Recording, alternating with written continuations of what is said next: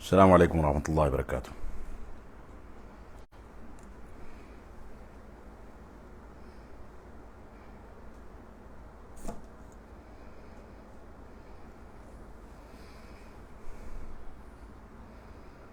بسم الله الرحمن الرحيم. الحمد لله والصلاة والسلام على رسول الله.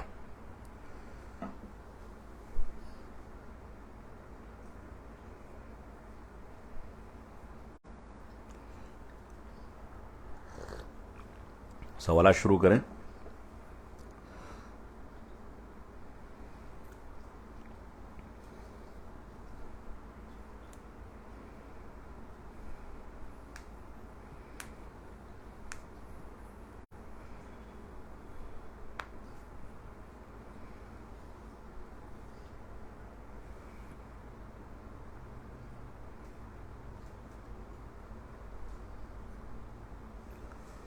پہلا سوال ہے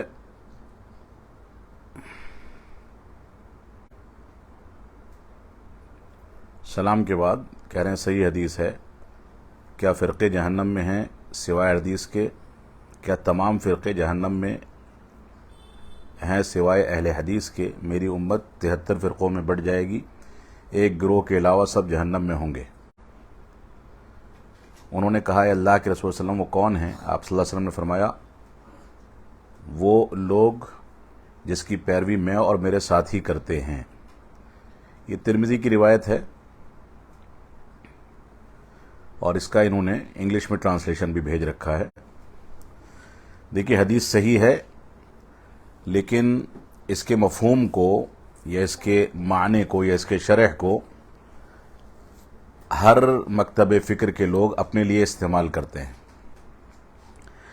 یہ یقینی بات ہے کہ امت محمدیہ میں 73 فرقے ہو جائیں گے، سارے کے سارے جہنمی ہیں سوائے ایک کے، اور اللہ کے نبی صلی اللہ علیہ وسلم نے اس کی صفت بتائی، ما انا علیہ و اصحابی، جس طریقے پر میں ہوں اور میرے ساتھی ہیں یعنی صحابہ کرام ہیں، وہی جنتی ہے، وہی فرقہ ناجیہ ہے، وہی طائفہ منصورہ ہے. اب یہ فرقہ ناجیہ کیا بالضبط کسی خاص مسلک یا کسی خاص مکتب فکر کے لیے استعمال کیا جا سکتا ہے؟ یہ ایک تفصیلی مسئلہ ہے. یہاں پر ما انا علیہ و اصحابی کہہ کر کے رسول اکرم صلی اللہ علیہ وسلم نے ایک صفت بیان کر دی ہے. اس صفت کا جو حامل ہوگا وہ نجات پانے والا ہوگا. اب اس صفت کا حامل کون ہوگا؟ وہ ہوگا جو قرآن و سنت کو صحابہ کرام اور منہج سلف کی روشنی میں سمجھتا ہے. اس شخص کا تعلق جو قرآن و سنت اور منہج سلف کے مطابق زندگی گزارتا ہے، اس کا تعلق چاہے کسی بھی نسبت سے ہو. یعنی بعض علماء ایسے گزرے ہیں جو قرآن و سنت اور منہج سلف کے مطابق زندگی گزارتے تھے، لیکن اپنی نسبت امام ابو حنیفہ رحمۃ اللہ علیہ کی جانب کر کے اپنے آپ کو حنفی کہتے تھے، یا امام شافعی رحمۃ اللہ علیہ کی جانب نسبت کر کے اپنے آپ کو شافعی کہتے تھے، یا امام مالک رحمۃ اللہ علیہ کی جانب نسبت کر کے اپنے آپ کو مالکی، یا امام احمد بن حنبل رحمۃ اللہ علیہ کی جانب نسبت کر کے اپنے آپ کو حنبلی کہتے تھے. اور آج کے دور میں بھی بے شمار افراد ایسے ہیں جو اپنی نسبتیں مختلف ائمہ کی جانب کرتے ہیں. اور ایک وہ طبقہ ہے جو یقیناً سب سے زیادہ شرف رکھنے والا طبقہ ہے، وہ قرآن و حدیث کی جانب منسوب فرقہ ہے جس کو اہل الحدیث کہا جاتا ہے. لیکن ایک اہل الحدیث جو اپنے آپ کو اہل حدیث کہتا ہے وہ عملی لحاظ سے کوتا ہے، منہج سلف سے دور ہے، قرآن و سنت کے دلائل کی رعایت کیے بغیر زندگی گزارتا ہے، تو بہت ممکن ہے کہ وہ گمراہوں میں شامل ہو جائے، ضلالت پر چلنے والوں میں شامل ہو جائے. اور ایک وہ شخص جو کسی امام کی جانب اپنی نسبت کرتا ہے، لیکن اس کی نسبت محض نسبت ہے، نسبت تشریفی ہے یا نسبت علمی ہے کہ ان کی جانب منسوب ہے، لیکن وہ عمل کرتا ہے قرآن و سنت اور منہج سلف پر، تو ایسی صورت میں وہ فرقہ ناجیہ میں شامل ہوگا.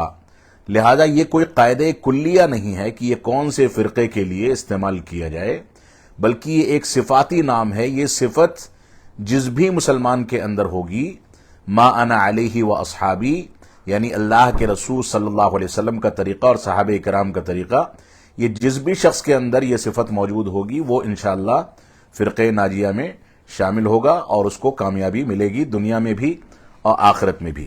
لہذا اس حدیث کو اسی تفصیل کے ساتھ سمجھنا ہماری ذمہ داری ہے۔ اگلا سوال ہے،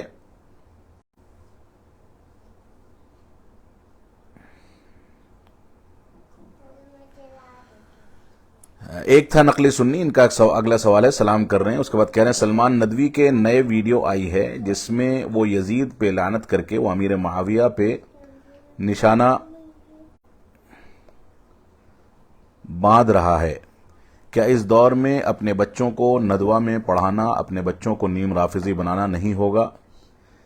دیکھیے، ندوہ کا تعلق سلمان ندوی سے اب نہیں رہا ہے، اگرچہ ندوہ کے مناہج دراسیہ اور وہاں کے مکتب فکر سے قرآن و سنت اور منہج سلف کی روشنی میں مکمل اتفاق نہیں کیا جا سکتا ہے، اختلاف کی گنجائش علمی بنیادوں پر موجود ہے، لیکن سلمان ندوی جب سے باغیانہ تیور اختیار کر کے نکلا ہے، جب سے وہ ندوہ سے اور اس کے اپنے لوگوں سے کٹ کر کے اس نے کہیں قبر پرستی کا راستہ اپنا لیا ہے اور کہیں رافضہ کا راستہ اپنا لیا ہے، بلکہ میں یہ کہوں گا کہ اللہ رب العالمین کا عذاب ہے کہ دنیا ہی کے اندر وہ گمراہ ہوتا چلا جا رہا ہے اور اس کے باوجود یہ سمجھتا ہے کہ میں حق پر ہوں اور میں ہی صحیح ہوں۔ یہ اللہ کی جانب سے اس کے اوپر پھٹکار ہے، اس کو فوراً توبہ کرنی چاہیے، رجوع کرنا چاہیے قرآن و سنت کے مطابق۔ اللہ رب العالمین نے صلاحیتیں دی ہیں، زبان دی ہے، بولنے کی صلاحیت دی ہے، لکھنے کی صلاحیت دی ہے، فہم شعور دیا ہے، فہم دیا ہے، اس کے باوجود اگر اپنی عقل اور اپنے فہم کا استعمال وہ قرآن و سنت اور منہج صحابہ کو سمجھنے کے لیے نہیں کرے گا اور رافضہ کے طریقے کو اختیار کر کے وہ رافضی یا نیم رافضی ہو جائے گا یا صحابہ کرام پر تنقید کرے گا یا ان کی تنقیص کرے گا، تو ایسی صورت میں سمجھتا ہوں کہ یہ کام ملعون کام ہے۔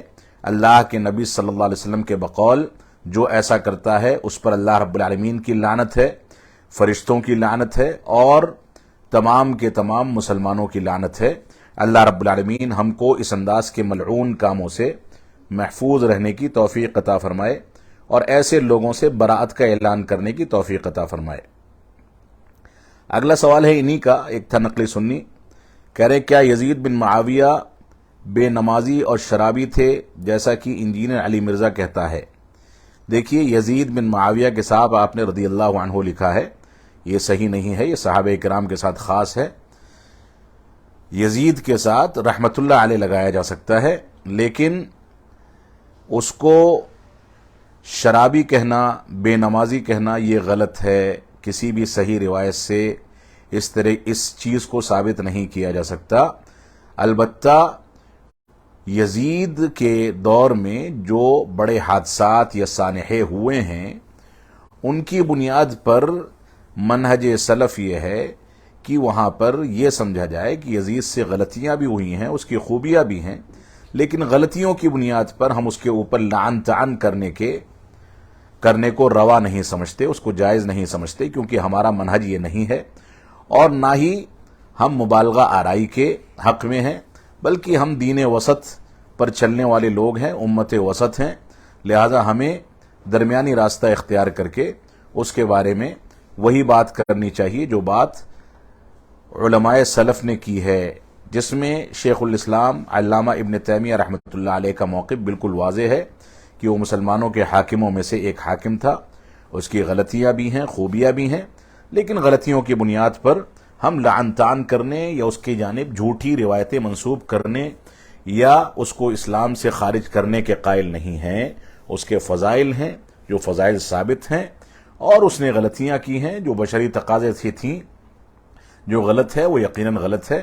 اللہ رب العالمین ہم کو لعن طعن، گالی گلوچ، سب و شتم اس انداز کے اسالیب سے محفوظ رکھے۔ اگلا سوال ہے،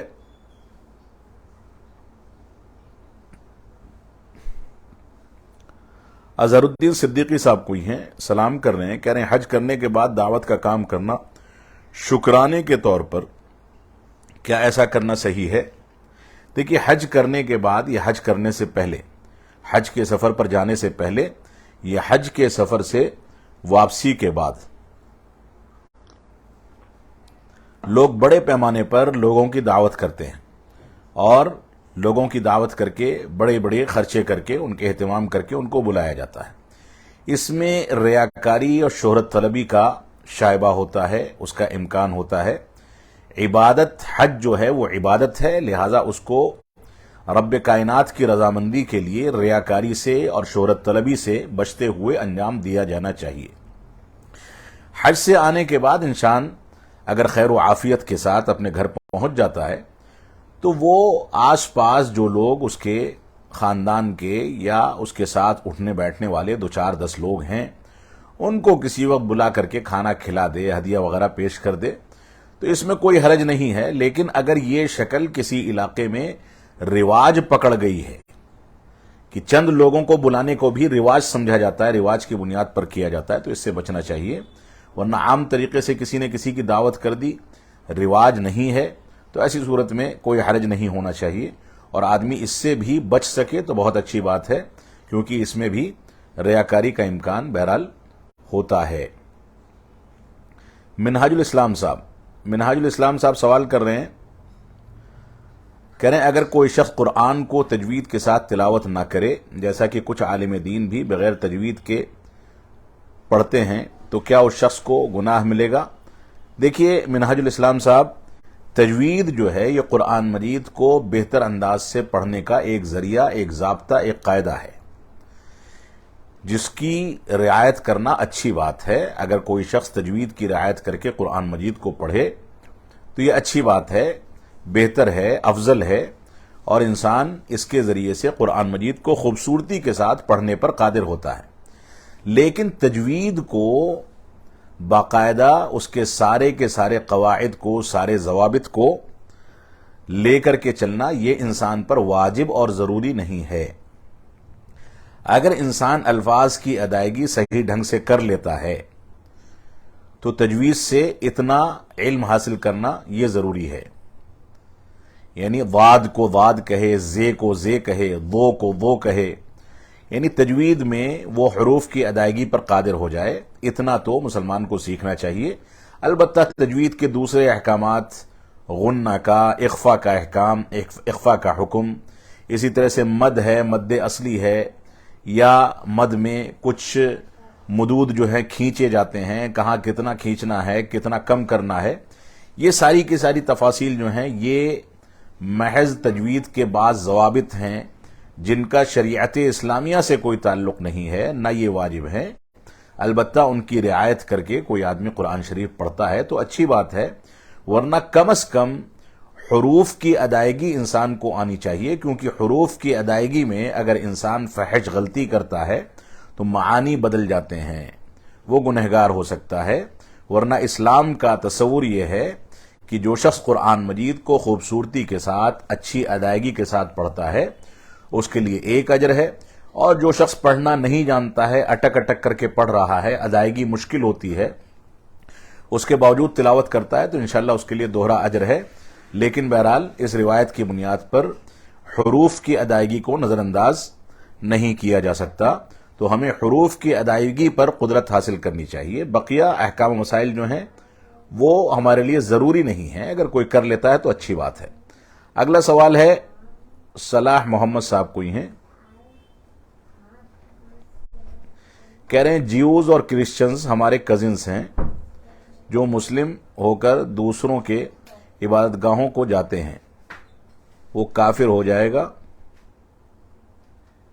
دیکھیے، آپ نے یہ کہا کہ آپ کے رشتہ دار اور آپ کے متعلقین جو ہیں وہ یہودی ہیں یا نصرانی ہیں، جیوز ہیں یا کرسچنز ہیں، اور آپ مسلمان ہو چکے ہیں اللہ رب العالمین کے فضل و کرم سے۔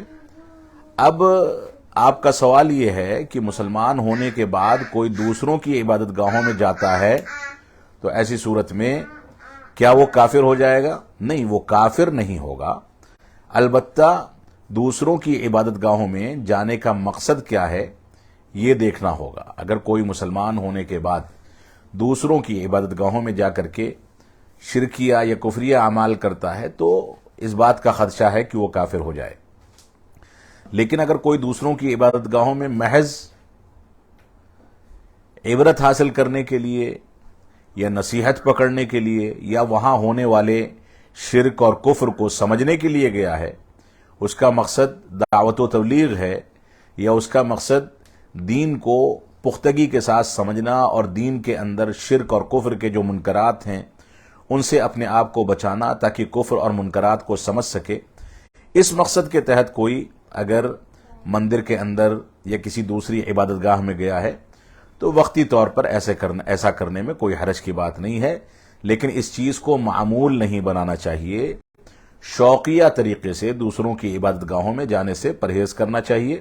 وہاں جا کر کے انسان ایسے اعمال کرے جو اعمال شریعت کے خلاف ہیں، تصاویر کھنچوا رہا ہے، شوق پورا کر رہا ہے، تو ایسی صورت میں یہ عمل خلاف شریعت ہے، اور اہل سنت والجماعت کے علماء نے بغیر کسی ضروری چیز کے ایسی جگہوں پر جانے سے منع کیا ہے۔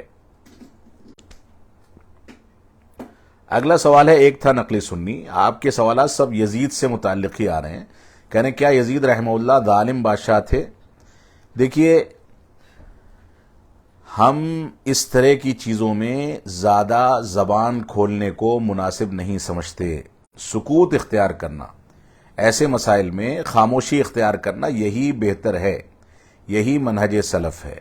بہت زیادہ کریدنا یا بہت زیادہ کسی چیز کو ابھارنا، بہت زیادہ تفصیل کے ساتھ بیان کرنا، ہمارے اسلاف تھے، ان سے صحابہ کرام کے دور کے بعد کے لوگ ہیں، تابعی ہیں یزید، ان سے غلطیاں ہوئی ہیں، ان غلطیوں کو کریدا جائے اور اس کے بعد کرید کر کے ان کے اوپر غلط انداز کی باتیں کی جائیں، یہ سب چیزیں منہج سلف کے خلاف ہیں۔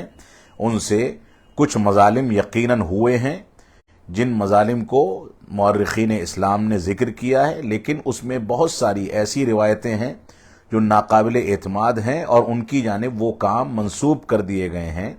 جو جھوٹی روایتیں ہیں ہم ان کا انکار کرتے ہیں، جو صحیح چیزیں ہیں ان میں کچھ چیزیں ایسی ہیں جو غلط ہوئی ہیں، لیکن اس کی بنیاد پر ہم کوئی فتویٰ یا کسی انداز کا لعن طعن کرنے کے قائل نہیں ہیں۔ اللہ رب العالمین ہمیں اپنے اسلاف کا احترام کرنے کی توفیق عطا فرمائے۔ اگلا سوال ہے، بادشاہ خان صاحب کوئی ہیں، کیا یزید کے تعلق سے علماء حدیث میں دو رائے ہیں؟ کیا حافظ زبیر علی زئی کی رائے صحیح ہے؟ دیکھیے، علماء حدیث کی اس سلسلے میں کہیں کہیں کچھ رائے ہیں الگ الگ انداز کی، اور اس میں کچھ رائیں ایسی ہیں جن سے اختلاف کی گنجائش ہے، جیسے حافظ زبیر علی زئی کی رائے سے اختلاف کی گنجائش موجود ہے۔ لہذا علمی بنیادوں پر کسی سے اختلاف کیا جا سکتا ہے، کسی سے اتفاق کیا جا سکتا ہے، اس میں کوئی مذائقے کی بات نہیں ہے۔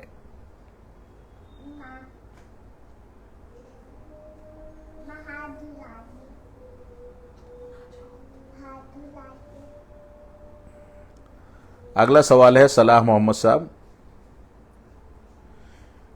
کہہ رہے ہیں شیخ مدخلی کون تھے، اور آج یہ ٹرینڈ چل رہا ہے فیس بک اینڈ ٹویٹر پر کہ کچھ لوگ مدخلی کہہ کر مذاق بنا رہے ہیں۔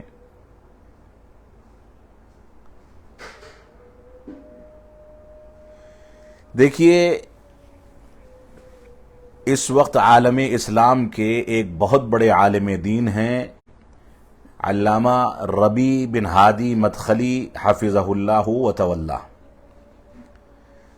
بہت بڑے عالم دین ہیں، جرح و تعدیل میں ان کا مقام بہت اونچا ہے، اس مقام کے افراد دنیا کے اندر بہت کم پائے جاتے ہیں۔ ان کی جانب بعض مبالغہ کرنے والوں نے غلط باتیں منسوب کر کے ان کو بدنام کرنے کی کوشش کی ہے۔ شیخ ربیع مدخلی حفظہ اللہ سے میں ذاتی طور پر واقف ہوں، ان کی نجی مجلسوں میں میری طویل بیٹھکیں ان کے ساتھ ہوئی ہیں، اور بہت سارے مسائل پر ان سے گفتگو ہوتی رہی ہے۔ شیخ ربیع مدخلی حفظہ اللہ ایک متقی اور پرہیزگار اور قرآن و سنت اور منہج صحابہ کو حفاظت فراہم کرنے والے ایک بڑے عالم دین ہیں. ان کو جو نشانہ بنایا جاتا ہے وہ در حقیقت انہوں نے جماعت اسلامی اور اخوان المسلمین اور جو بھی باطل افکار ہیں ان افکار کی قلعی کھول دی ہے. ان کی کتاب میں اس طرح کی چیزیں دلائل کی روشنی میں بیان کی گئی ہیں، ان کے دروس اس پر مشتمل موجود ہیں، اور انہوں نے بہت تفصیل کے ساتھ باطل افکار کی تردید میں اپنی تحریریں پیش کی ہیں. اور یہ یقینی بات ہے کہ ان کا یہ کام کسی جہاد سے کم نہیں ہے. لہذا شیخ ربیع مدخلی حفظہ اللہ کی جانب کوئی غلط بات منسوب کر کے ان کو بدنام کرنا، یہ ان لوگوں کا طریقہ ہے جو لوگ ان کی شخصیت کو سمجھ ہی نہیں سکے ہیں. وہ حقیقت یہ ہے کہ میرے ساتھ جب بھی بیٹھے ہیں وہ جماعت کے کاز کو، جماعت کے ہدف کو سامنے رکھ کر کے روتے رہے ہیں اور اس بات کی گزارش کرتے رہے ہیں کہ جماعت کو استحکام حاصل ہونا چاہیے، سلفیوں کو آپسی انتشار کو چھوڑنا چاہیے، سلفیوں کو منہج سلف کی جانب رجوع کرنا چاہیے، سلفیوں کو باطل افکار کی تردید میں اپنے آپ کو مصروف کرنا چاہیے. اس انداز کے ان کی نصیحتیں اور اس کی ایک تفصیل ہے جو کسی موقع سے انشاءاللہ پیش کی جائے گی، جو انہوں نے ہمیشہ رکھی ہے. تو وہ متقی پرہیزگار آدمی ہیں، علامہ البانی رحمۃ اللہ علیہ کے شاگرد ہیں اور معروف شاگرد ہیں. ان کی اپنی خدمات ہیں اور وہ خدمات قابل قدر ہیں. ان قابل قدر خدمات کو دنیا کے سامنے پیش کرنا ہم طلباء کی ذمہ داری ہے. اللہ رب العالمین ان کو صحت و تندرستی عطا فرمائے اور استحکام عطا فرمائے اور ان کے سائے کو تا دیر ہمارے اوپر قائم رکھے اور ہم کو ان کے علمی کارناموں سے فائدہ اٹھانے کی توفیق عطا فرمائے. جو لوگ ان کو بدنام کرتے ہیں وہ حقیقت میں ان کی شخصیت سے واقف نہیں ہیں.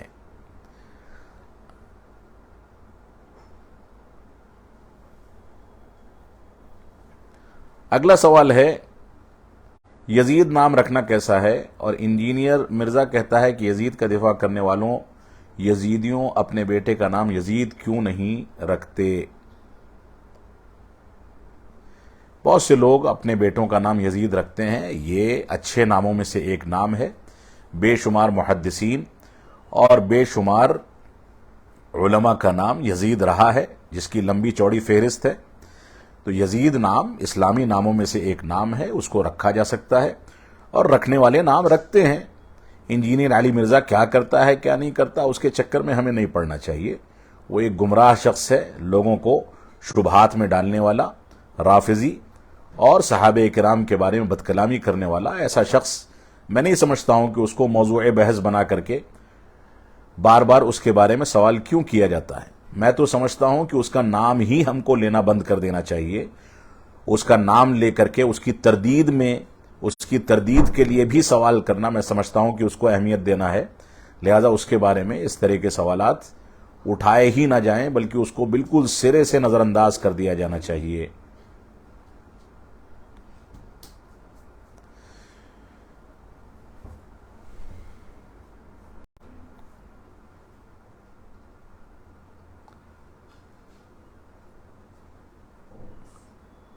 اگلا سوال ہے کیا ڈھول تاشے بجانا یزیدیوں کا کام ہے؟ بالکل نہیں.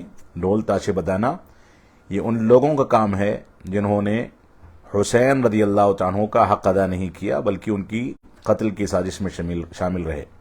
یہ ڈھول تاشے بجا کر کے اپنے عیوب کو چھپانا چاہتے ہیں.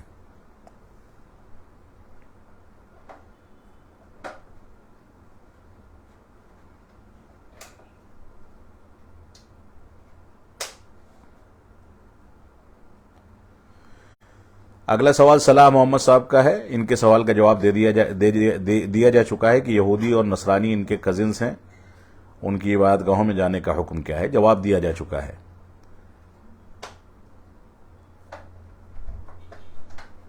عمران مشتاق صاحب، اچھا یہ دیکھ رہے ہیں. محمدی غلام صاحب، محمدی غلام صاحب کا سوال ہے سلام کے بعد کہہ رہے مفتی فضل ہمدرد صاحب کا کہنا ہے کہ آج کا روزہ منسوخ ہو گیا ہے.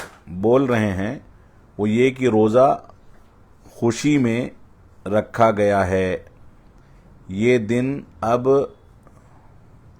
غم کا ہے تو خوشی پر غم کو ترجیح دی جائے گی.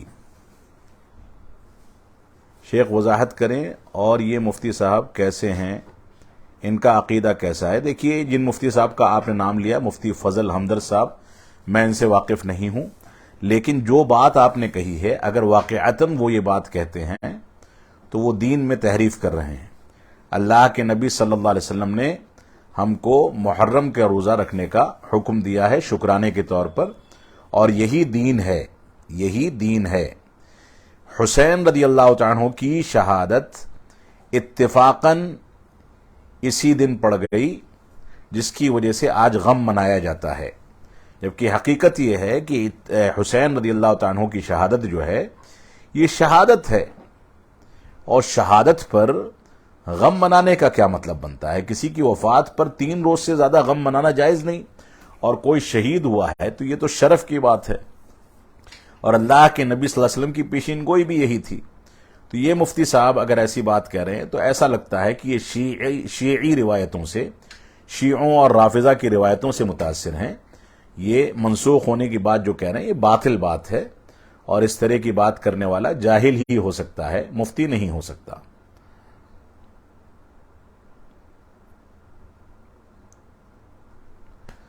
سلام محمد صاحب کہہ رہے ہیں کہ میرا سوال یہ تھا کہ ایک فیمس یوٹیوبر نے کہا تھا کہ مسلم کے کزن جیوس اینڈ کرسچنز ہیں، تو میں یہ جاننا چاہتا ہوں کہ جیوس اینڈ کرسچنز مسلم کے کزنز ہیں. آپ نے یہ سوال پہلے کہاں کیا؟ پہلے تو آپ کا سوال دوسرا تھا. مسلمان کسی کے بھی کزن نہیں ہیں، مسلمان آپس میں ایک دوسرے کے کزن ہیں، اور کوئی دوسرے مذہب سے کسی کا رشتہ ہے خون کا، جو رشتہ ہے وہ ثابت ہے، لیکن دین کی حقیقت کا رشتہ یہ کسی بنیاد پر نہیں قائم ہوتا. یعنی ایک مسلمان اس حیثیت سے مسلمان ہوتا ہے کہ وہ قرآن و سنت اور منہج سلف کے مطابق چلتا ہے. اب ایک مسلمان اگر مسلمان ہے، ایمان رکھتا ہے، اب اس کے رشتہ دار چاہے کافر ہوں، چاہے جس بھی مذہب کو ماننے والے ہوں، جو رشتہ خون کی بنیاد پر قائم ہوتا تو اس سے مسلمان کے ایمان پر کوئی فرق نہیں پڑتا. البتہ یہاں پر ایسا لگتا ہے کہ جیسا کہ آپ نے جو کہا یوٹیوبر نے کوئی ایسی بات کہی ہے، تو گویا وہ یہ ثابت کرنا چاہتا ہے کرسچنز اور جیوز جو ہیں یہ اصل میں مسلمانوں کے کزن ہیں. یعنی مطلق طریقے سے وہ یہ کہتا ہے کہ مسلمان ان کے بعد میں آنے والے لوگ ہیں، لہذا مسلمان ان کے کزن ہیں. اس طرح کی بات اگر وہ کر رہا ہے تو یہ فضول بات ہے، شبہات پیدا کرنے والی بات ہے. اس طرح کی بات پر کان نہیں دھرنا چاہیے. کوئی کچھ بھی کہتا رہے، اس سے کوئی فرق نہیں پڑتا. محمدی غلام صاحب کا اگلا سوال ہے، شیخ کیا 10 اور 11 روزے والی حدیث ضعیف ہے؟ دیکھیے، محرم کے روزے سے متعلق جو صحیح بات ہے وہ ہے 9 اور 10 محرم کو روزہ رکھنا. 9 اور 10 محرم کو روزہ رکھنا. 11 کا روزہ ملانا یہ صحیح حدیث سے ثابت نہیں بلکہ یہ ضعیف ہے. لہذا راجح قول یہی ہے کہ 9 اور 10 کو روزہ رکھا جائے. اگر بعض علماء یہ کہتے ہیں کہ اگر کوئی شخص کسی مجبوری کی وجہ سے 9 کو روزہ نہیں رکھ سکا تو یہودیوں سے مشابہت پیدا نہ ہونے پائے، اس وجہ سے وہ 10 کے ساتھ 11 کو ملا لے.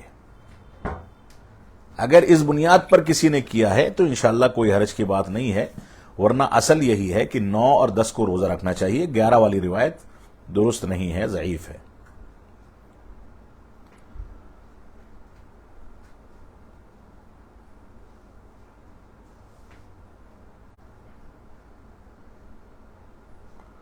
اگلا سوال ہے محمد عمران صاحب کا، سلام کر رہے ہیں، کہہ رہے ہیں میں ایک سودیش کمپنی کے لیے سیلز کا کام کرتا ہوں کمیشن بیسس پر. میں آرڈر دلاتا ہوں، مجھے اس کا کمیشن ملتا ہے، اور یہ کمپنی جو آرڈرز پورا کرنے کے لیے بینک سے لون لیتی ہے جو سود کی بیسس پر ہوتا ہے، کیا میں ایسا کام کر سکتا ہوں؟ دیکھیے، یہاں پر کمپنی اگر لون لیتی ہے سود کی بیسس پر کام ہوتا ہے، لیکن کمپنی جس پروڈکٹ پر تجارت کر رہی ہے وہ پروڈکٹ حلال ہے، یعنی جو طریقہ اس نے اپنا رکھا ہے وہ طریقہ جائز ہے، تو محض لون لینے کی بنیاد پر ہم اس کے اوپر یہ حکم نہیں لگائیں گے کہ آپ اس کے ساتھ کاروبار نہیں کر سکتے۔ احتیاط کا تقاضا اور بہتر یہی ہے کہ ایسی کمپنی کے ساتھ آپ کاروبار نہ کریں، لیکن صرف اس وجہ سے کہ وہ لون لے رہی ہے آپ کو اس کمپنی سے روکا نہیں جا سکتا۔ کیوں؟ کیونکہ بے شمار کمپنیاں یا بے شمار آفیسز ایسے ہیں جو لون کی بنیاد پر چل رہے ہیں، خود مسلمان یہ کر رہا ہے، تو ایسی صورت میں ہمارے لیے مشکلات والی بات ہے۔ لیکن اگر آپ 100% حلال کمائی کی بنیاد پر کسی کمپنی میں کام کرتے ہیں تو زیادہ بہتر ہوگا۔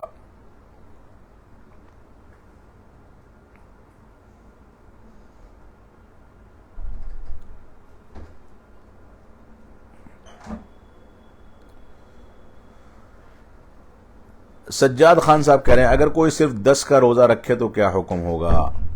صرف 10 کا روزہ رکھیں گے تو انشاءاللہ اس کا ثواب ملے گا، لیکن کیونکہ یہودیوں سے مشابہت لازم آتی ہے اس وجہ سے 9 کا بھی رکھنا چاہیے۔ اللہ کے رسول صلی اللہ علیہ وسلم نے 10 کا رکھا تھا اور فرمایا تھا کہ اگر آئندہ میں بحیات رہا تو 9 تاریخ کا روزہ رکھوں گا، ملا لوں گا، تاکہ یہودیوں سے مخالفت ہو جائے۔ لہذا ہمیں یہودیوں سے مخالفت پیدا کرنی چاہیے۔ یہ سوالات جو ہیں کہ اگر میں ایسا کر لوں تو کیا ہوگا، اصل میں شریعت نے جتنا حکم دے دیا ہمیں اس پر اگر مگر نہیں کرنا چاہیے۔ ہمیں کوشش یہ کرنی چاہیے کہ 9 اور 10 کا روزہ رکھیں۔ کسی کا 9 کا چھوٹ گیا، صرف 10 کا رکھ لیا تو 2 کے مقابلے میں 1 روزے کا ثواب ملے گا انشاءاللہ۔ لیکن بہرحال شریعت کا طریقہ یہی ہے کہ ہم کو 9 اور 10 دونوں کا روزہ رکھنا چاہیے۔ اگلا سوال ہے محمد سرفراز نواز صاحب کوئی ہیں، کہہ رہے دینی اقدار کا مذاق اڑانے والوں کے ساتھ کیا رویہ ہونا چاہیے؟ یمبو سعودی عرب سے یہ سوال کر رہے ہیں۔ دیکھیے، دینی اقدار کا مذاق اڑانے والوں کے ساتھ ہمیں کنارہ کشی اختیار کر لینی چاہیے۔ ایسے لوگوں کے ساتھ اٹھنا بیٹھنا درست نہیں ہے، کیونکہ دینی اقدار کا مذاق اڑانا یہ نواقض اسلام میں سے ہے، اسلام کو منہدم کرنے والے اور اسلام کو توڑنے والی چیزوں میں سے ایک چیز ہے۔ لہذا اس سے ہمیں بچنا چاہیے اور ایسے افراد سے بھی دوری اختیار کرنی چاہیے تاکہ ہم گنہگار نہ ہوں ان کے ساتھ۔ اگلا سوال ہے عاصم اکرم صاحب کا، کہہ رہے ہیں کہ میں اردو نہیں جانتا ہوں اس لیے عربی میں جواب دیں۔ آپ صرف عربی جانتے ہیں، باقی سب لوگ اردو جانتے ہیں، صرف آپ کی وجہ سے عربی میں جواب دیں گے تو باقی سب لوگ نہیں سمجھیں گے، صرف آپ سمجھیں گے، تو یہاں مصلحت اکثریت کی ہے، اس وجہ سے انہی کی رعایت کی جائے گی۔ محبوب انصاری صاحب سلام کر رہے ہیں، کہہ رہے ہیں کیا ماں 2 سال سے زیادہ بچوں کو دودھ پلا سکتی ہے؟ اصل دودھ پلانے کی مدت 2 سال ہے، اس سے زیادہ نہیں پلانا چاہیے، لیکن اگر پی لیا ہے تو کوئی مسئلہ نہیں ہے، لیکن مدت جو ہے اسی کی رعایت کرنی چاہیے، اس سے زیادہ نہیں پلانا چاہیے۔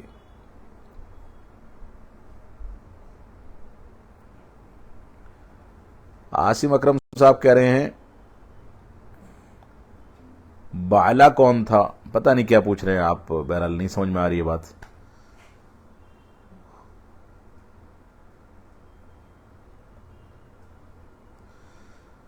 مزید کچھ سوالات ہیں تو بھیجیں، وہ سوالات یہاں ختم ہو چکے ہیں تقریباً۔ اگر اور بھی کوئی سوال ہے تو اس کو بھی ارسال کریں۔ اس میں سے چند سوالات میں نے چھوڑے ہیں، قصدن چھوڑے ہیں، کیونکہ میں ان پر کوئی گفتگو نہیں کرنا چاہ رہا ہوں، لیکن انشاءاللہ آئندہ کسی موقع سے گفتگو کی جائے گی۔ محمدی غلام صاحب کا ایک سوال اور آیا ہے، کہہ رہے ہمارے یہاں کے کچھ لوگ قرآن کی تفسیر کرتے ہیں اور ان میں علماء کی توہین کرتے ہیں، جیسے علماء کی گارنٹی ہے جو وہ بولتے ہیں اس پر عمل کرتے، جیسے کیا صرف اہل حدیث ہی صحیح بات بتاتے ہیں، کیا اہل حدیث ہی اچھی بات کرتے ہیں؟ دوسرے فرقے کے لوگ بھی اچھی باتیں کرتے ہیں، ایسے انسان کے بارے میں کیا کیا جائے؟ اور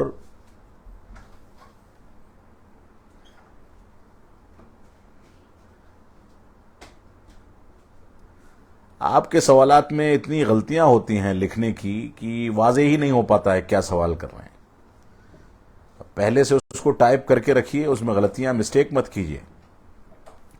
کچھ لوگ علماء کی توہین کرتے ہیں، جو خلاصہ سمجھ سکا ہوں وہ یہ ہے، تفسیر کرتے ہیں اور علماء کی توہین کرتے ہیں۔ علماء کی توہین کرنا بہت بڑا جرم ہے۔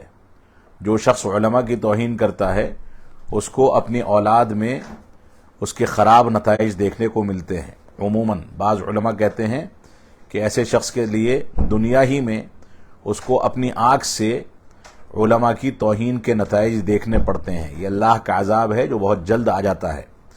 لہذا علماء کی قدر کریں اور تفسیر پیش کرنے میں صحیح تفسیر علماء اہل حدیث جو قرآن و سنت اور منہج صحابہ کے مطابق حدیث کو پیش کرتے ہیں وہی تفسیر کو پیش کرتے ہیں، وہی تفسیر پیش کرنا درست ہے، کیونکہ علماء حدیث تفسیر القرآن بالقرآن کا اہتمام کرتے ہیں۔ قرآن مجید کی تفسیر کو قرآن مجید سے، یہ تفسیر القرآن بالحدیث الشریف، یہ قرآن مجید کی تفسیر کو اللہ کے نبی صلی اللہ علیہ وسلم کی حدیث سے پیش کرتے ہیں۔ یہ تفسیر القرآن باقوال الصحابہ، یہ تفسیر القرآن کو صحابہ کرام کے اقوال کے ذریعے پیش کرتے ہیں۔ لہذا یہی تین طریقے قابل اعتماد ہیں۔ تفسیر بالرائے ان کے یہاں نہیں ہوتی، لہذا ان کی تفسیر کو لیا جانا چاہیے اور کسی کا مذاق نہیں بنایا جانا چاہیے۔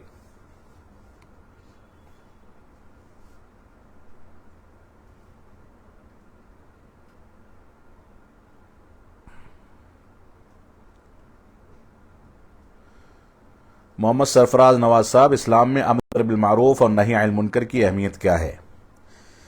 دیکھیے، اسلام میں امر بالمعروف اور نہی عن المنکر مکمل اسلام ہے۔ یعنی اسلام در حقیقت آیا ہی اس لیے ہے کہ اچھائی کا حکم دیا جائے، برائی سے روکا جائے۔ آج کے دور میں بہت سارے باطل افکار اور بہت سارے جدید مناہج ایسے ہیں جو امر بالمعروف کا تو اہتمام کرتے ہیں۔ یہ تو کہیں گے کہ توحید کی فضیلت کیا ہے، اتباع رسول کا مقام کیا ہے، صحابہ کرام کا مقام کیا ہے، لیکن اس کے مد مقابل شرک کی قباحت، بدعت کی برائی، صحابہ کرام کی تنقیص و توہین کی برائی، اس پر گفتگو نہیں کرتے۔ بہت سارے اہل حدیث بھی اس کے اندر شامل ہوتے چلے جا رہے ہیں۔ امر بالمعروف اور نہی عن المنکر، یہ دونوں کی دونوں چیزیں، اس کی ایک مثال ہمارے سامنے ہونی چاہیے کہ ایک کشتی ہے، ایک پانی کا جہاز ہے جس کے نیچے کی منزل میں کچھ لوگ سفر کر رہے ہیں، کچھ لوگ اوپر کی منزل میں سفر کر رہے ہیں۔ نیچے کی منزل میں سفر کرنے والے ایک غلطی کرتے ہیں۔ وہ غلطی یہ ہے کہ وہ اس کے نیچے کے حصے میں سوراخ کرنے لگتے ہیں۔ سوراخ کرنے کے نتیجے میں کیا خطرہ مول لیتے ہیں کہ اس میں پانی گھسنے لگے گا۔ پانی اگر گھسنے لگے گا تو پوری کشتی ڈوب جائے گی۔ اگر اوپر رہنے والے، اوپر کے فلور پر بیٹھے لوگ جو پانی کی اس سطح سے کافی اوپر ہیں، اگر وہ نیچے کے فلور کے لوگوں کو اس سوراخ کو کرنے سے روکتے نہیں ہیں تو پتہ یہ چلے گا کہ غلطی نیچے کے فلور کے لوگوں نے کی ہے، لیکن ڈوب جائے گا پورا جہاز اور اوپر کے لوگ بھی۔ تو نہی عن المنکر کا مقام یہی ہے، ہمیں اس کو سمجھ کر کے چلنا چاہیے۔ امتیاز علی مودک صاحب کوئی ہیں، کہہ رہے ہیں طواف کرتے وقت وضو ٹوٹ جائے تو کیا کرنا ہوگا؟ اگر طواف کرتے وقت وضو ٹوٹ جاتا ہے تو جس جگہ وضو ٹوٹتا ہے وہیں پر طواف کو روکیں، جا کر کے وضو کریں اور وہیں سے طواف کو دوبارہ سے شروع کر کے مکمل کر لیں۔ یعنی طواف کے اعادے کی ضرورت نہیں ہے، جہاں ٹوٹا تھا وضو وہیں سے دوبارہ شروع کیا جائے گا۔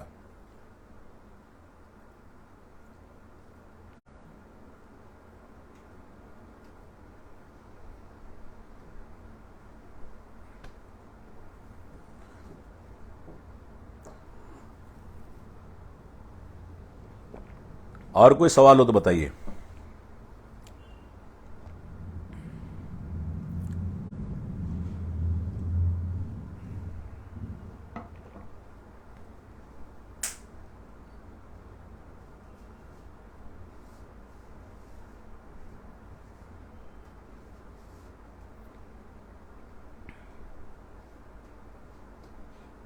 ایک آدھ سوال اور آئے ہیں محمد سرفراز نواز صاحب کا. رسول اللہ صلی اللہ علیہ وسلم سے محبت اور اس کے تقاضے ہیں کیا ہیں؟ صالحین کی قرآن کریم میں کیا تعبیر ہے؟ یہ جو سوالات ہیں آپ کے، یہ سوالات مستقل موضوعات ہیں. اللہ کے نبی صلی اللہ علیہ وسلم سے محبت کے تقاضے کیا ہیں، اس پر مستقل آدھے گھنٹے 1 گھنٹے کا خطبہ سنیں گے، اس کی شرح تفسیر کی جائے گی، تب جا کر کے یہ چیزیں سمجھ میں آئیں گی. سب سے بڑا تقاضا محبت رسول کا یہ ہے کہ ان المحب لمن یحب مطیع. جو اللہ کے نبی صلی اللہ علیہ وسلم سے محبت کرتا ہے وہ اللہ کے نبی صلی اللہ علیہ وسلم کی اطاعت کرے. آپ نے جن چیزوں کو کرنے کا حکم دیا ان چیزوں کو کرے، جن چیزوں سے روک دیا ان چیزوں سے رک جائے، جن چیزوں کو جس طریقے سے انجام دینے کا حکم دیا اور عبادات کو جس طریقے سے انجام دینے کا طریقہ سکھایا اسی طریقے سے انجام دے. اور صالحین کی قرآن کریم کے اندر تعبیر کیا ہے؟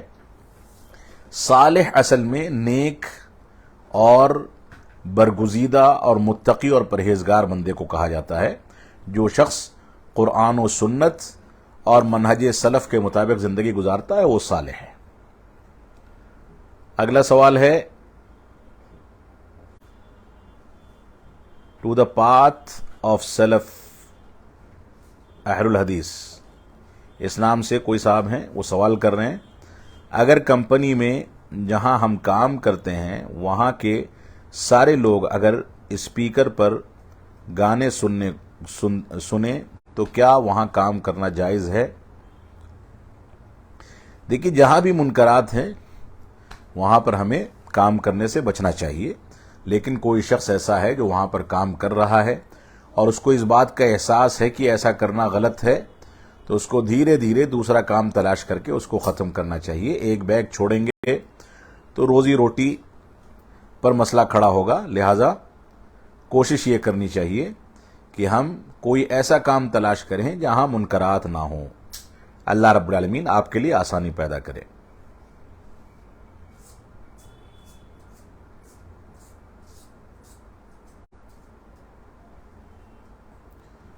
محبوب انصاری صاحب کہہ رہے ہیں سلفی علماء سے جو کچھ سنتے ہیں کیا وہ لوگوں کو بتا سکتے ہیں؟ بالکل بتا سکتے ہیں. من وعن اگر آپ نقل کرتے ہیں اس میں اپنی طرف سے کسی چیز کا اضافہ یا کسی چیز کی کمی نہیں کرتے تو بلغوا عنی ولو آیا کے تحت آپ اس کو لوگوں تک پہنچائیں، یہ آپ کی ذمہ داری ہے.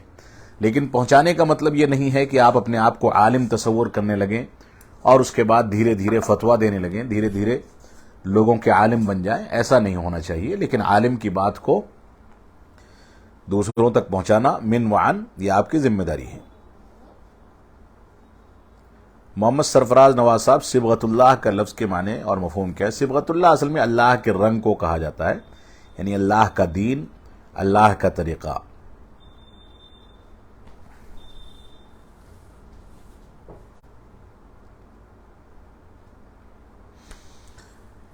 اسی پر پروگرام ختم کرتے ہیں. سوالات بھی ختم ہو چکے ہیں. اخیر میں ثاقب مہتاب صاحب کوئی ہیں، سلام کر رہے ہیں. وعلیکم السلام ورحمۃ اللہ وبرکاتہ. ایک سوال اور آیا ہے. جمشید خان صاحب کوئی ہیں. جمشید خان صاحب کہہ رہے ہیں کوئی بینک میں جاب کرتا ہے تو کیا اس کے گھر میں کھانا کھانا جائز ہے؟ دیکھیے، بینک میں جاب کرنا اگر بینک سودی ہے، انٹرسٹ پر مبنی ہے تو ایسی جاب کرنا جائز نہیں ہے. لیکن ہم یہ نہیں کہیں گے کہ اس کے گھر پر کھانا کھانا جائز نہیں ہے. اگر اصلاح کی نیت سے اس کے گھر جاتے ہیں، دعوت قبول کرتے ہیں، کھانا کھاتے ہیں اور اس کو سمجھاتے ہیں کہ جو کام آپ کر رہے ہیں وہ غلط ہے تو ایسی صورت میں جانا چاہیے. لیکن وہ سرکشی پر اڑا ہوا ہے اور نوکری چھوڑنے کو تیار نہیں، سمجھانے کے باوجود اپنی اصلاح نہیں کرتا اور اس جاب کو ختم کر کے دھیرے دھیرے کوئی دوسرا کام نہیں شروع کرتا ہے تو ایسی صورت میں آپ 2-4 بار سمجھائیں پھر بھی نہ سمجھے تو ایسی صورت میں تھوڑا سا کنارہ کشی اختیار کر لیں، کیونکہ اس سے رابطہ رکھنا یا اس سے تعلقات ختم کرنا یہ دونوں دین کی تبلیغ کی بنیاد پر ہونا چاہیے.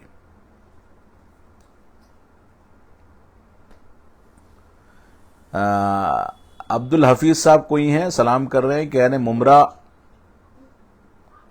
شیخ ممرہ کب تک آئیں گے؟ کوئی ایسا پروگرام تو نہیں ہے جو میں ممرہ آؤں. کوئی مناسبت ہوگی تو انشاءاللہ ضرور آؤں گا اور ملاقات ہوگی.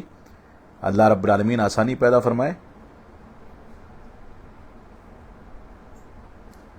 وصلی اللہ علی نبینا محمد وعلی آلہ وصحبہ وسلم. والسلام علیکم ورحمۃ اللہ وبرکاتہ.